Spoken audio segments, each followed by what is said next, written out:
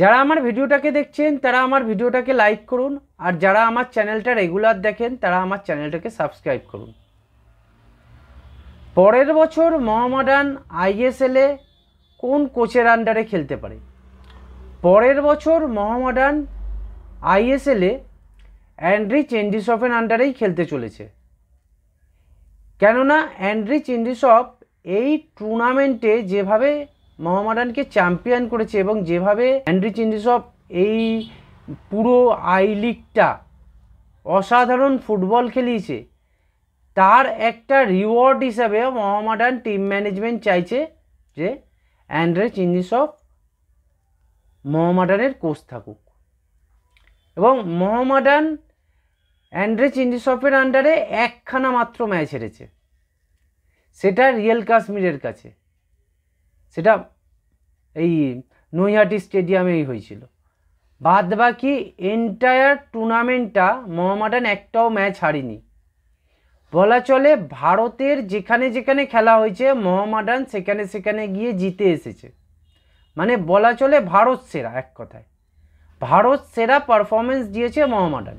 মোহামেডান এই আই লিগে একটা এক্সেলেন্ট টুর্নামেন্ট খেলেছে এবং পরের বছর তাই অ্যান্ড্রি চেন্ডিসফ এই মোহামেডান টিমটাকে চালনা করবে এবং তারই আন্ডারে মোহামেডান কিন্তু এই টিমটাকে বিল্ড আপ করতে চাইছে।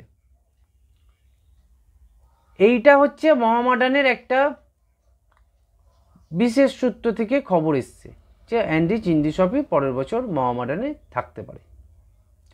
এখন অ্যান্ড্রি চেন্ডিসফের সাথে যদি মোহামেডানের সম্পর্কের কোনো অবনতি ঘটে তবেই কিন্তু মোহামেডান এই কোচটাকে চেঞ্জ করবে। বাদ বাকি মানে 99% কনফার্ম অ্যান্ড্রি চেন্ডিসফ মোহামেডানে থাকছে। কোনোভাবে কোচ চেঞ্জ হতে পারে একভাবেই, সেটা হচ্ছে যদি ম্যানেজমেন্টের সঙ্গে কোনো মতপার্থক্য থাকে তবেই, না হলে কিন্তু অ্যান্ড্রি চেন্ডিসফই মোহামেডানের কোচ হতে চলেছে পরের আইএসএলে। কালকের ইস্টবেঙ্গল পাঞ্জাব এফসি ম্যাচে ইস্টবেঙ্গল কালকের 4-1 গোলে হেরে গেছে। প্রথমে পাঞ্জাব গোল করে লিড নেয় এবং ইস্টবেঙ্গল কি করে না 1-1 করে, কিন্তু তারপরে ইস্টবেঙ্গলকে আর খুঁজে পাওয়া যায়নি। ইস্টবেঙ্গল যে কি জঘন্য ফুটবলটা কালকেরে খেললো, কার্লোস কোদ্রাটের আন্ডারে আমার দেখা এইটাই হচ্ছে সবচেয়ে ওয়ার্স্ট ম্যাচ।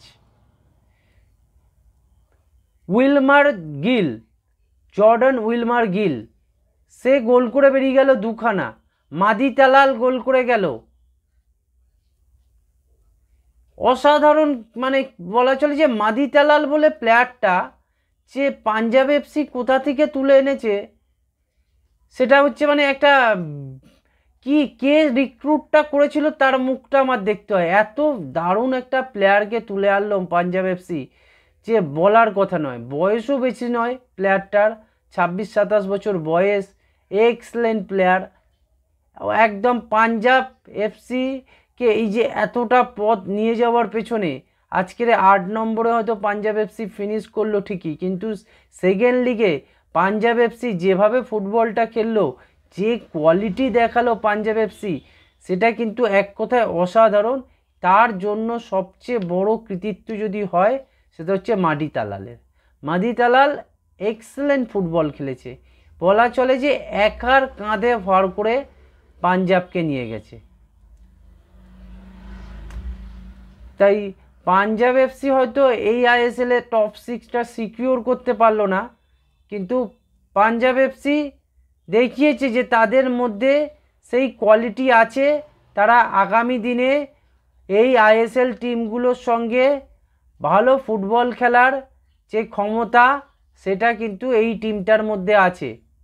তাই পাঞ্জাব এফসি পরের বছরের জন্য ভাবছে এবং পরের বছরে হয়তো পাঞ্জাব এফসি বেশ কিছু রিক্রুটমেন্ট করবে এবং এই টিমটা যাতে টপ 6-এ কোয়ালিফাই করতে পারে তার ব্যবস্থা কিন্তু পাঞ্জাব এফসির টিম ম্যানেজমেন্ট এবং যিনি কোচ আছে পাঞ্জাব এফসির তিনি কিন্তু করবে। এই ছিল আজকের ভিডিও। আপনারা চ্যানেলটাকে সাবস্ক্রাইব করুন, ভিডিওটাকে লাইক করুন, ভিডিওটাকে শেয়ার